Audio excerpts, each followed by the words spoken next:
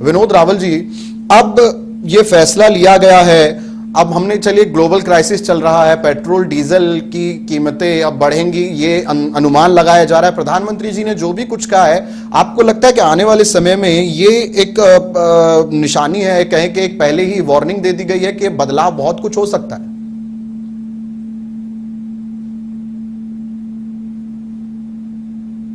जी जी, नमस्कार।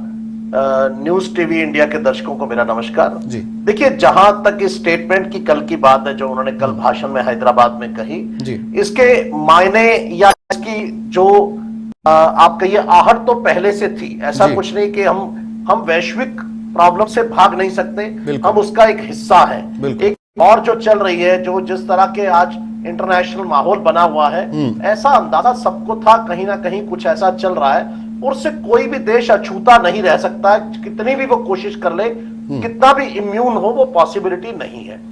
जहां तक उन्होंने दो चीजों की कल बात कही, एक उन्होंने वर्क फ्रॉम होम कहा जिससे तेल की बचत हो, दूसरा उन्होंने कहा कि जो एडिबल ऑयल है उसको कम कंज्यूम करिए जिससे आपका सेहत भी ठीक हो और देश की भी सेहत ठीक हो। तो अगर आप डाटा को देखेंगे तो 33% जो हमारा इंपोर्ट है, जो पैसा है इंपोर्ट का, वो इन दो हेड्स पर खर्च होता है। तो अगर आप सोचिए, अगर किसी घर का 33% पूरे रेवेन्यू का अगर इसी दो हेड्स में चला जाता है, तो उन्होंने इसको घटाने की कोशिश की है। तो मैं बिल्कुल संपत जी के साथ थोड़ी देर के लिए चला जाऊंगा, हालांकि मुझे राज जी के साथ भी जाना होगा, कि कहीं ना कहीं एक अभिभावक की तरह से या एक हेड ऑफ द फैमिली की तरह से उन्होंने अपने देश से एक आह्वान किया है कि ऐसा किया जाए। ठीक है, उसके अंदर चुनाव थे या नहीं थे वो एक पॉलिटिकल मामला हो सकता है, मैं उसके बीच में नहीं आना चाहूंगा, लेकिन जो समय की मांग है, क्योंकि इस वक्त अगर आप देखेंगे तो जो देश का रिजर्व है $25 बिलियन पिछले 10 हफ्ते में हमारा जो है इरोड हो चुका है। हम 27 फरवरी को 728 बिलियन पर थे और आज हम $703 बिलियन पर हैं। ये हमारे फॉरेन एक्सचेंज रिजर्व की बात कर रहा हूं। तो 25 बिलियन, तो एवरेज अगर आप देखेंगे तो 2.5 बिलियन पर वीक हमारा जो है कम हो रहा है।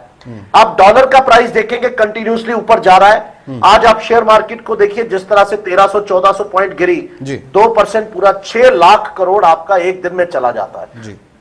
पूरे का पूरा आपका रिलायंस के शेयर्स और सबके शेयर्स गिरते हैं, बैंकिंग गिरता है। लेकिन यहां पर बहुत जरूरत जिस चीज की है वो ये है कि हमें अपना रिन्यूएबल एनर्जी को अपने आप को सेल्फ सस्टेन करना होगा। और इन चीजों का ऐसा नहीं है संपत जी के ये मैसेज आज आया या राज जी ये मैसेज आज है, ये पॉलिटिकल मैसेज हमारे पास बहुत पहले से है। और वॉर जिस तरह से चल रही है और जितना रिजर्व हमारे पास है, कहीं ना कहीं पता तो हम सब लोगों को था कि कुछ होने वाला है, कहीं ना कहीं कुछ ऐसा था। तो वो अब वो उसका अनाउंसमेंट कब होता है, टाइमिंग कैसी रहती है, वो एक अलग मामला है, पॉलिटिकल मुद्दा हो गया। और हालात ये जी, तो ये विनोद जी ये पॉलिटिकल मुद्दा हो गया और इसका टाइमिंग ऐसा है कि तमाम आरोप जो है वो लगाए जा रहे हैं। विनोद रावल जी से सवाल कर लेता हूं, फिर आऊंगा संपत जी, वापस आऊंगा। विनोद रावल जी से सवाल है मेरा।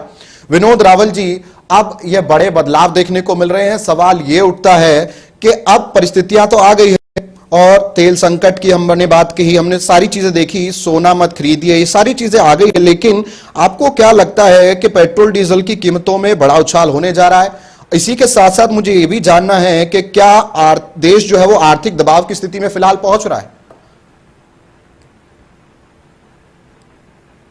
देखिए रोहित जी, जहां तक आप बात करते हैं खाली तेल की कीमतों की, अगर हम बात करते हैं तो तेल की कीमतों की सिचुएशन यह है कि जैसे $10 का आपका क्रूड बढ़ता है, आपके 13 से 14 बिलियन का आपकी जीडीपी पर इंपोर्ट के बिल पर एक्स्ट्रा एक तरह से बिल बढ़ जाता है।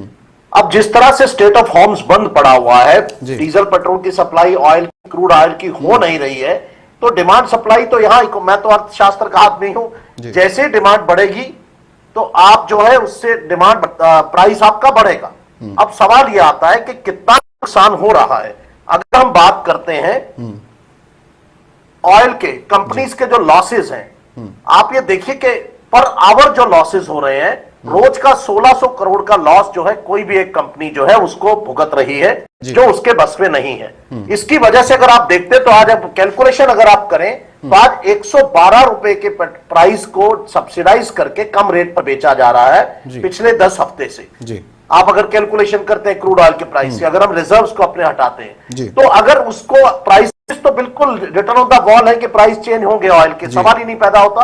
और दूसरी बात एक और भी है रोहित जी, एक बात को मानना पड़ेगा कि पिछले 2 साल से ऑयल के प्राइसेस में कोई मेजर चेंज नहीं आया है, जबकि तेल के प्राइसेस और बाकी जो फैक्टर्स हैं, इससे पहले यूक्रेन की वॉर थी, उससे भी फर्क पड़ा था। तो कहीं ना कहीं जितना अब्सॉर्ब हमारी इकोनॉमी कर सकती थी वो शायद कर चुकी है। और अब जो कल प्रधानमंत्री जी का बयान है, जो भाषण है, वो बिल्कुल इस बात को सिम्टम दे रहा है कि अब समय आ गया है कि अब पब्लिक को भी सपोर्ट देनी पड़ेगी। सरकार अपना काम कर ही रही है, इस पे कोई दो राय नहीं, सरकार तो अपना काम कर रही है, लेकिन उसके साथ साथ उन्होंने कहा कि वर्क फ्रॉम होम कीजिए ताकि ऑयल की कंजम्पशन कम हो, और कंजम्पशन कम होगी तो अपने आप हमारी डिमांड जो है कम होगी। तो हम कह सकते हैं विनोद जी कि देश आर्थिक तंगी की ओर बढ़ेगा, क्योंकि वैश्विक स्तर पर यह चुनौती है, और वैश्विक स्तर पर जब कोई चुनौती होती है तो कोई उससे अछूता नहीं रहता है। विनोद रावल जी, जो इन्वेस्टर्स है, जो गोल्ड में इन्वेस्ट करते हैं, और उन पर इसका क्या असर पड़ने वाला, क्या लगता है कि अगर प्रधानमंत्री जी ने ये जो बयान दिया है इसके बाद अगर चलिए दाम घट जाते हैं, तो इसका मतलब जाहिर सी बात है कि इन्वेस्टमेंट भी बढ़ेगी इस पे, क्योंकि लोगों को पता है मंदी के दाम में अगर आप, और अगर पिछले हम 5 साल का भी अगर हम देखें तो गोल्ड एक ऐसा सोर्स रहा है जहां सबसे ज्यादा मुनाफा हुआ है, बहुत इंक्रीमेंट हुआ है, गोल्ड लाख 1.5 लाख की आज रेंज पर पहुंच गया है। तो कहें कि एक सेफ इन्वेस्टमेंट जो हमेशा से रही है, गोल्ड रही है, इस पे क्या चेंज होगा? दूसरा मुझे आपसे ये जानना है कि अब चलिए पेट्रोल डीजल की भी बात की जा रही, तो क्या लगता है कि इसको जीएसटी के दायरे में भी ला देना चाहिए? देखिए, आपके बाद वाले सवाल का जवाब पहले दूंगा कि इसका जीएसटी में दायरे में आने का कुछ नहीं है, क्योंकि ये उस गोल्ड की बात हो रही है जो पर्सनल कंजम्पशन के लिए है। उन्होंने शादियों के लिए कहा कि सोने का कम परचेजेस कीजिए आने वाले शादियों के सीजन में। जरा उसका कारण बहुत स्पष्ट है रोहित जी, आप उसको समझने की कोशिश कीजिए कि हमने पिछले साल में 6.77 लाख करोड़ जो है वो गोल्ड पर खर्च, इंपोर्ट करने पर खर्च किया है, मतलब हमने डॉलर्स पे किए हैं उसके लिए। और इससे पिछले साल में हमने दिया था 5.45 लाख करोड़। इसकी 2 वजह है, ऐसा नहीं कि हमने ज्यादा सोना मंगाया, इसकी वजह यह कि सोने का भाव बढ़ गया। हमने 721 टन सोना मंगाया, जबकि उससे पहले 757 टन मंगाया था।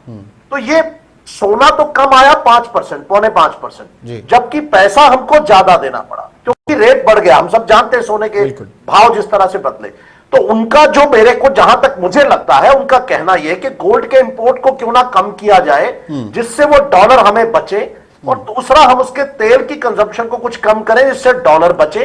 और तीसरा उन्होंने जो हेड कहा, जिस पर अभी हमने चर्चा नहीं की है, वो है फर्टिलाइजर। जी, फर्टिलाइजर। फर्टिलाइजर का कंजम्पशन जो है वो कम किया जाए।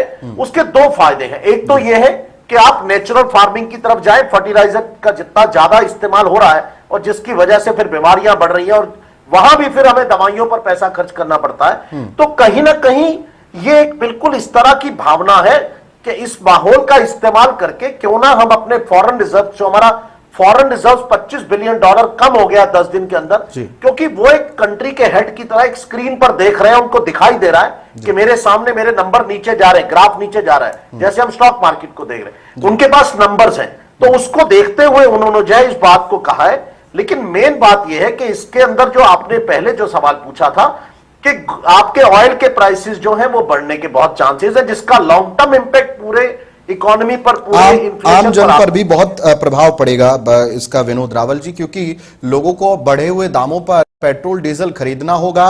पेट्रोल डीजल की कीमतें पहले ही आसमान छू रही। विनोद रावल जी, पैसे को मजबूत करने के लिए, रुपए को मजबूत करने के लिए डॉलर की जो इसमें डील है उसको कमजोर करने के लिए फैसला लिया गया है। लगता है आपको कि इससे पैसे की, रुपए की जो कीमत है या कहें कि जो वैल्यू है वो बढ़ेगी, डॉलर के मुकाबले मजबूत होता हुआ नजर आएगा इस फैसले के बाद? एक छोटा जवाब देंगे। देखिए, बिल्कुल मजबूत तो जब आपका फॉरेन रिजर्व, जब आउटफ्लो कम होगा किसी भी टैप का, आपके वाटर टैंक में पानी $700 बिलियन का है, उसको जब आप कम करेंगे तो आउटफ्लो का टैप आप कम करेंगे तो 100% प्रेशर कम होगा, आपके पास रिजर्व्स वापस बढ़ेंगे तो आपके पास रुपया आपका मजबूत होगा।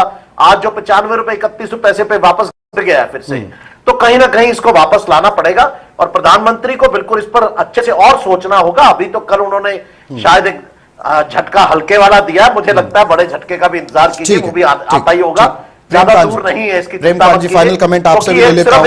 इशारा था कल। जी, प्रेमकांत जी,